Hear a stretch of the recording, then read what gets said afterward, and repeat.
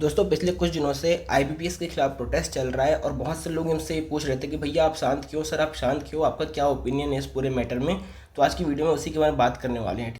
देखिए, इस जो पूरे मैटर है, इस पूरे प्रोटेस्ट में मैं पूरी तरह साथ हूँ। बच्चों के जो भी बच्चों की डिमांड्स है वो पूरी तरह से फेयर डिमांड है और मैंने भी इस पूरे कैंपेन में पार्टिसिपेट किया है, चाहे वो ट्विटर कैंपेन हो, चाहे वो किसी एजुकेटर की वीडियो को शेयर करना क्यों ना हो। ठीक है, मैंने पूरी तरह से इसमें पार्टिसिपेट किया है और जो भी हमारे एजुकेटर्स डिमांड करेंगे इस प्रोटेस्ट में, हम पूरी तरह से उनके साथ खड़े हैं। ठीक है, जिन भी बच्चों ने मतलब जितने भी सारे बच्चों ने जो डिमांड्स रखी है वो बिल्कुल ही फेयर डिमांड है। देखिए, आईबीपीएस हमसे 850 रुपये फॉर्म फीस लेता है, लेकिन उसके बदले में वो जो हमें फैसिलिटीज़ देता है वो बिल्कुल भी जीरो है। ठीक है, ना वो 9 मार्क्स को रिलीज़ करता है, ना वो सिंगल शिफ्ट में एग्जामिनेशन करवाता है। अब देखिए, मेंस एग्जामिनेशन इस बार एसबीआई क्लर्क का एग्जांपल लेते हैं।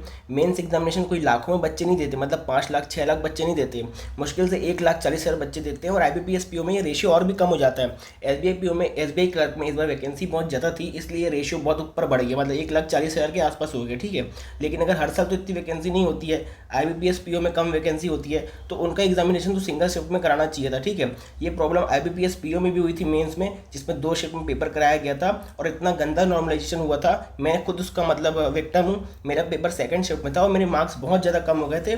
इस वजह से मेरे जो आईबीपीएस पीओ है वो मेंस क्वालिफाई नहीं हो पाया था। ठीक है, नहीं तो मैंने 3 से 4 महीने पहले इसके बारे में बात भी की, मैंने वीडियो भी बनाया था, आप मेरे चैनल पे जाकर देख सकते हो। ठीक है, उसके बाद बात करें, क्वेश्चन पेपर को रिलीज़ नहीं करता। क्वेश्चन पेपर से कहने का मतलब है जो आंसर की होती है उसको रिलीज़ नहीं करता।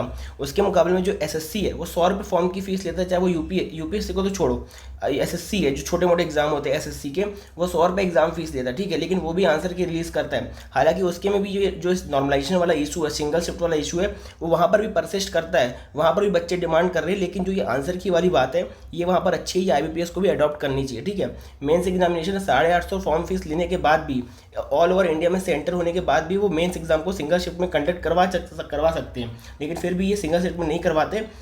और इस पूरी प्रोसेस में आईबीपीएस को पूरी तरह से ट्रांसपेरेंट होना चाहिए, क्योंकि वो बच्चों से इतनी महंगी फीस लेता है। या तो वो सिंगल शिफ्ट में एग्जाम करे, नहीं तो हमें वैलिड रीज़न बताए कि वो ऐसा क्यों नहीं करवा पा रहे। ठीक है, तो बिल्कुल ही फेयर डिमांड बच्चों ने रखी है, मैं पूरी तरह से इस डिमांड को सपोर्ट करता हूँ। तो अभी इस पूरे कैंपेन का स्टेटस क्या है, अपडेट क्या है, देखो ट्विटर में बहुत सारा ट्रेंड हुआ है, 4 लाख 5 लाख 6 लाख ट्वीट तक गए हैं और बहुत ऊपर तक इसकी आवाज़ पहुँच चुकी है। देखो, जब भी कोई चीज़ ट्विटर में ट्रेंड होती है और वो चीज़ अच्छी, मतलब थोड़ी वैलिड होती है, जेन्यून रीज़न से होती है, तो वो ऊपर अथॉरिटी तक जरूर पहुँचती है, क्योंकि जो ऊपर अथॉरिटी बैठी रहती है उनको सब पता होता है कि ट्विटर में क्या ट्रेंड कर रहा है। और अगर हमारी जेन्युइन डिमांड्स है तो वहाँ तक पहुँची होगी।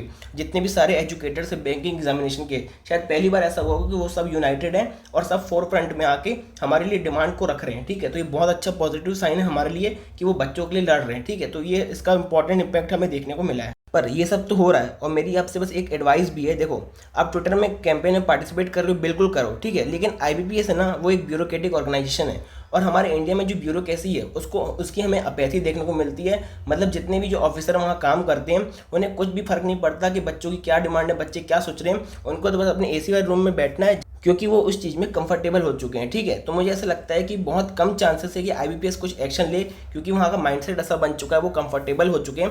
लेकिन फिर भी हमें कैंपेन में पार्टिसिपेट करना चाहिए, हमें अपनी उम्मीद नहीं खोनी चाहिए।